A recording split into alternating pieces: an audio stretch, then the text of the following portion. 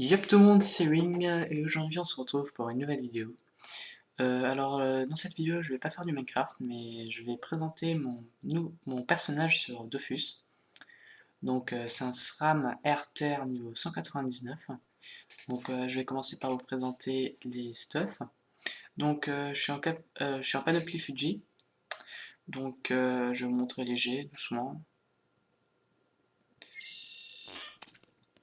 J'ai essayé d'avoir les meilleurs jets niveau dommage et Vita surtout. Dommage, Vita et les caracs. Les résis, je m'en fous un peu. Et donc vous verrez après dans les caractéristiques qu'on voit bien que les dommages sont très importants.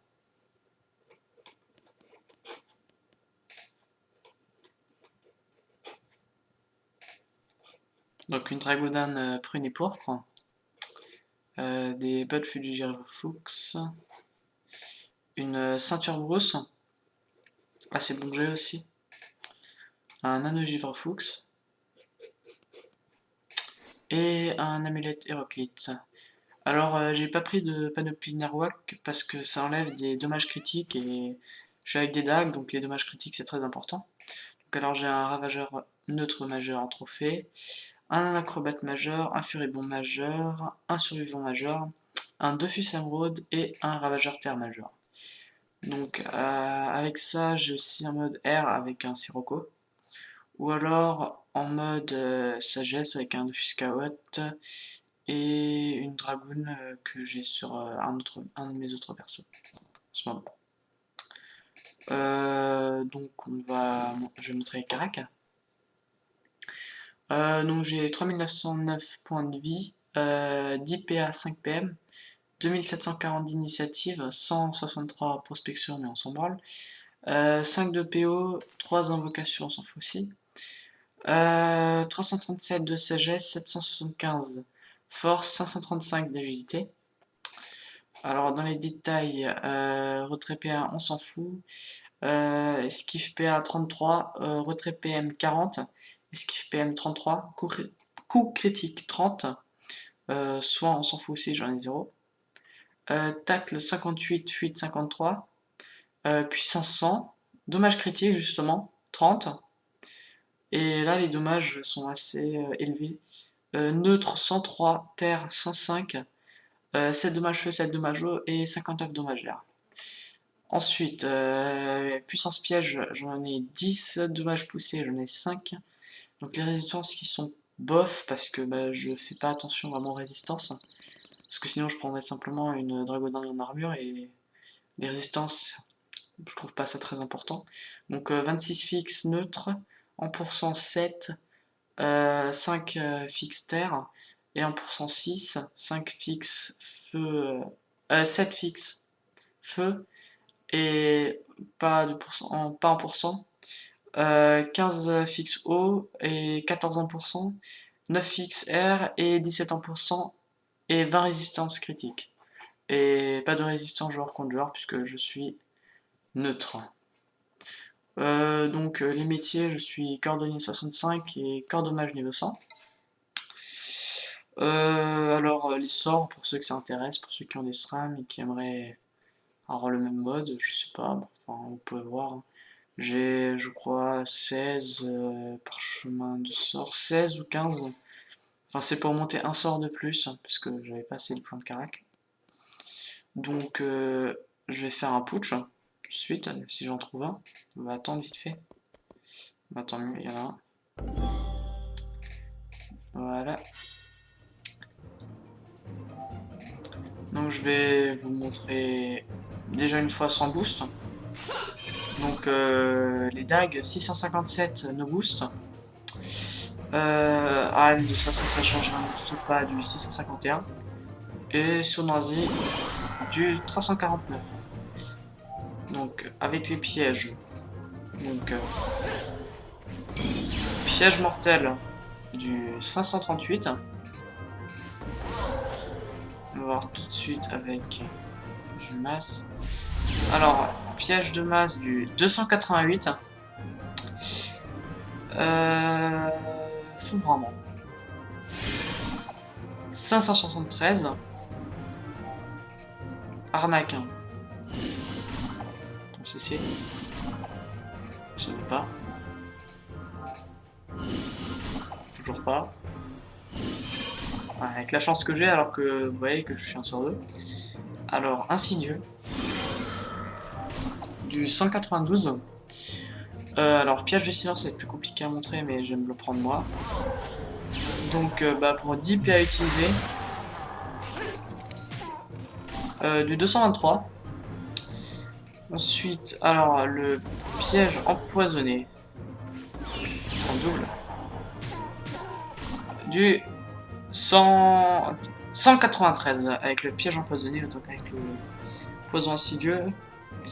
Avec le piège répulsif. Alors, 100 de pouls, 123. Donc, bon, c'est peu importe, mais repérable, 71 des coups sur 1 à 39. Ensuite, on va se boost. On va faire un coup de claque boost. Donc, 745. Ça va jusqu'à 824, comme vous pouvez voir. Mais bon. Après, pour avoir la chance de faire 824, voilà. Puisque j'ai pas de chance du tout. Je vais prendre un autre putsch et je vais essayer d'avoir un CC attaque mortelle, puisque je suis 1 sur 4, donc normalement ça devrait aller assez vite. On va prendre un putsch plus belle, la 75. Donc, pulsion. Non, toujours pas. Toujours pas. Voilà, 778. 641, ça sert plus à rien. Je suis 1 sur 9.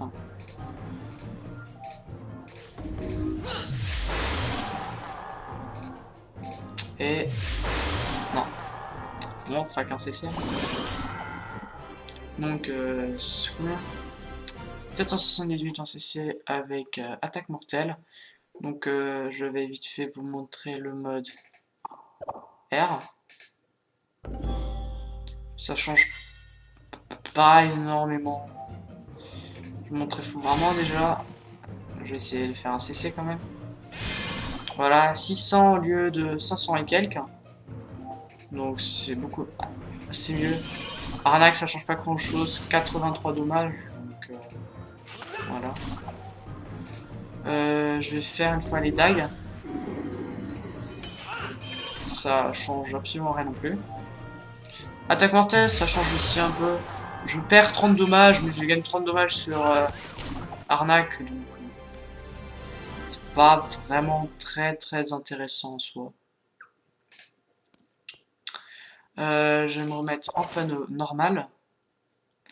Et je vais juste vous montrer encore un petit réseau que vous pouvez faire si vous êtes en Coliseum par exemple, qui est assez utile et qui tape quand même pas mal. Un réseau qui se fait en le tour même. Si un putsch veut bien apparaître. Bon, je prends le 75, de toute façon il tape pas assez. Donc on va se mettre ici. Donc c'est tout simple, comme vous avez 10 PA, vous mettez un piège mortel derrière. Un piège de masse où vous voulez, soit ici, ça n'a aucune importance. Un piège répulsif. Alors vous pouvez marcher ici, dans le piège répulsif. Ou alors si vous étiez une case plus loin, pour vous éloigner, marchez ici et ça tape environ 1000. C'est pas mal quand même. C'est bien sûr quand vous êtes invisible, ça ne vous rend pas visible. Bien sûr je fail. Ça ne vous rend pas visible. Ensuite, comme autre petit réseau, vous avez aussi celui-là. Par exemple, quand vous êtes assez loin quand même, puisque ça a quand même une petite PO. Fail. Le putsch, hein. C'est difficile quand même. Voilà, ici il est mieux. Donc si vous êtes un peu en distance, vous mettez un piège mortel ici, un piège répulsif ici, et un piège de masse ici. Donc s'il va à gauche, il se prend le piège de masse ainsi que le piège répulsif et il est envoyé dans le piège mortel. Ou alors il va directement dans le piège mortel.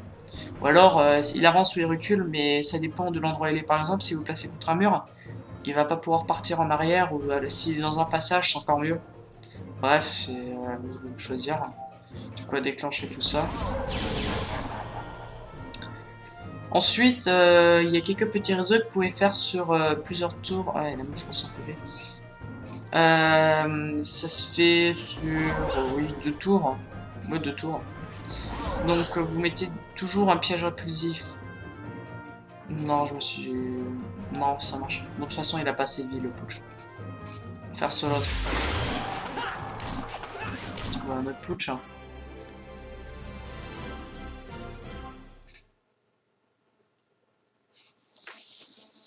Et j'espère qu'il apparaîtra assez vite, quand même.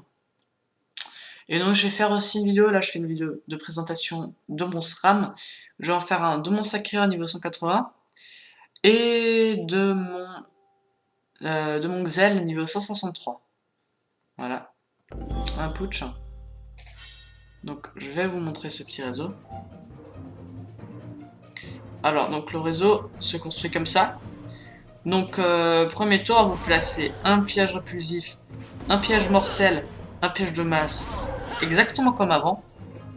Ensuite vous êtes invisible donc vous partez où vous voulez. Et ensuite tour 2, vous replacez un piège mortel, vous replacez un piège de masse et vous replacez un piège impulsif. Alors le piège impulsif, il faut le replacer si vraiment vous voulez l'éloigner. Pas l'éloigner justement. Si vous êtes à la fin de votre tour d'invisibilité, etc. Bon, bah alors vous faites simplement comme ça. Voilà, et vous tapez entre 1950 et 2000. Ce qui est quand même pas mal du tout. Pour un réseau fait en 2 tours. Par exemple, si vous êtes un peu loin, vous le préparez à un endroit. Et tour 2, bah vous enlevez du 2000. C'est quand même assez cheat. Alors l'avantage d'être RTR, c'est que peu importe ce qui arrive, vous pouvez taper. C'est-à-dire normalement j'ai marteau de moon aussi, c'est-à-dire je tape un peu avec marteau de moon, je peux taper avec arnaque, je peux faire poison insidieux, je peux faire des pièges répulsifs qui tapent. Enfin il y a pas mal d'avantages, donc on va finir ce putsch. Hein. Et on va dire que c'est la fin de la vidéo, j'ai fait la présentation de SRAM. Donc si vous avez aimé la vidéo, bah, abonnez-vous à la chaîne, il y aura d'autres vidéos qui vont suivre, donc 2 présentations déjà pour commencer. Et je compte faire des tutos sur les donjons, parce que j'ai remarqué, puisque les derniers temps, bah, j'XP beaucoup mes persos dans les donjons bouffe-mout. Et je remarque que bah, je suis beaucoup avec des Sasa entre level, on va dire 50 et 150. Et je remarque que personne ne connaît vraiment bien les donjons dans Dofus. C'est qu'il y en a beaucoup qui sont intéressants, niveau XP, drop, etc. Et juste niveau gameplay, mais que personne ne connaît. Par exemple, souvent les gens, bah, ils commencent, ils font Digiblop ou Digipouf, ils partent farm RM jusqu'au niveau 150 et ensuite ils font des colis et ça s'arrête là, quoi. Alors qu'il y a plein d'autres donjons rien que sur Free-Ghost, plein d'autres donjons bah, partout, il y en a tout plein des donjons. Donc j'aimerais bien faire une petite série là-dessus, ça n'existe pas vraiment sur internet, parce que si vous voulez faire un donjon, bah vous devez aller sur, je sais pas, Tofus, et vous regardez, et des fois c'est c'est très bien expliqué, mais il faut avoir bac+5 pour le comprendre, donc ça sert un peu à rien. Donc je vais un peu mieux expliquer la technique du donjon, si la technique n'est pas très intéressante et pas difficile, faire une petite avance rapide, vous montrer le donjon, vous montrer l'XP, les succès, etc. De quelques donjons pas très connus. Même les plus connus, je vais les faire histoire d'eux. Et donc, je vous dis merci d'avoir regardé cette vidéo et à la prochaine.